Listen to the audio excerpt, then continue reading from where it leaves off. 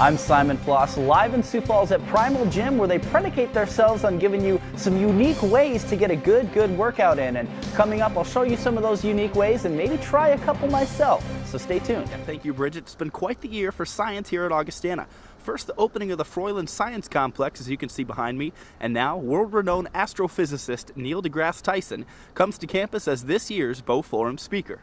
Yeah, thank you, Brian and Courtney. You know, on a cold and windy day like today, it doesn't seem the most conducive for a nice, leisurely bike ride. But when the weather eventually warms up, which I'm sure Phil can tell us in a little bit when that's going to happen, the Brookings City Council passed a biking master plan in order to make the city more biking friendly. And coming up at 6, I'll give you a live look and details about exactly what that plan entails. Hey, good morning, Vanessa. Sioux Falls travelers can look forward to some exciting news. Yesterday, it was announced that the popular ride-sharing service Lyft has been approved to come to the city. Sioux Falls Mayor Mike Huther called a press conference yesterday to make the big announcement. The ride-sharing service was recently issued a state sales tax license and is working with the city's licensing office on a transportation network company license. Mayor Huther says the arrival of the popular app coming to Sioux Falls helps nearly everyone in the city. They're big for business people. They're big for travelers. They're big for job seekers. They're big for families that are looking at Sioux Falls. It gives you a big city feel when you have a company like Lyft offering their services here.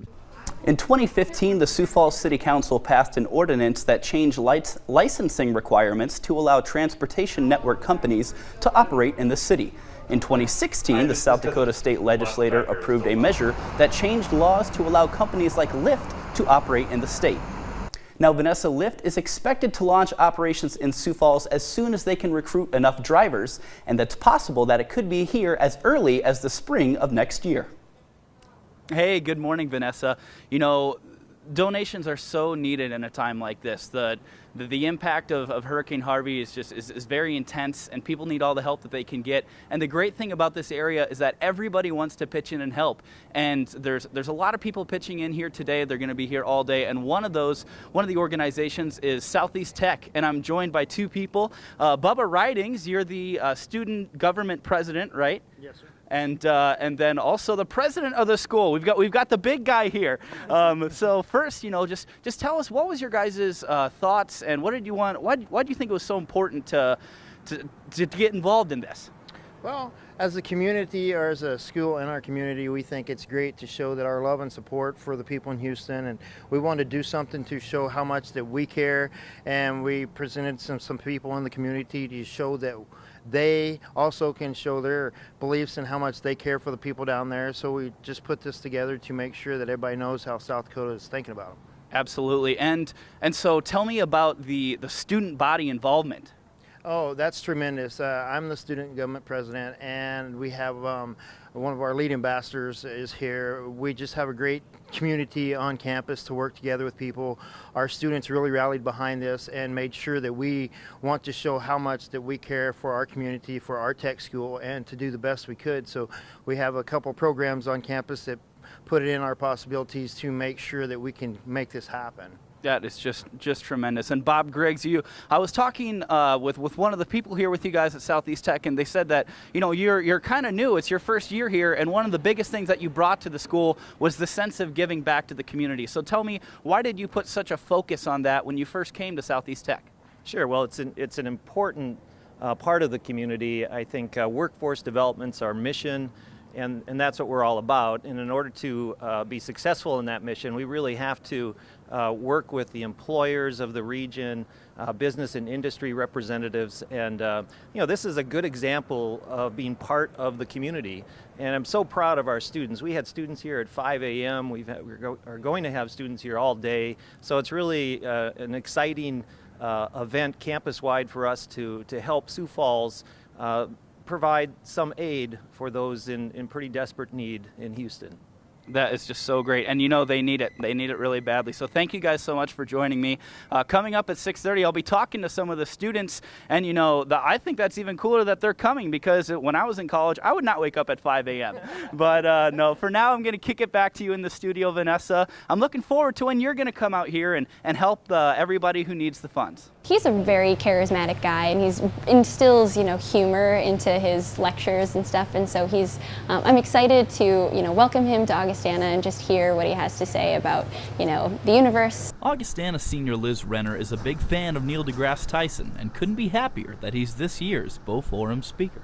I'm a huge Cosmos fan, Star Talk fan. I think he's the coolest scientist, astrophysicist in the world. He just, has this passion for sharing science with people and getting them excited about the universe, and that's why I love him. I'm a mega fan. After last year's Beau Forum was canceled due to the death of former Supreme Court Justice Antonin Scalia, the university wanted to get someone big.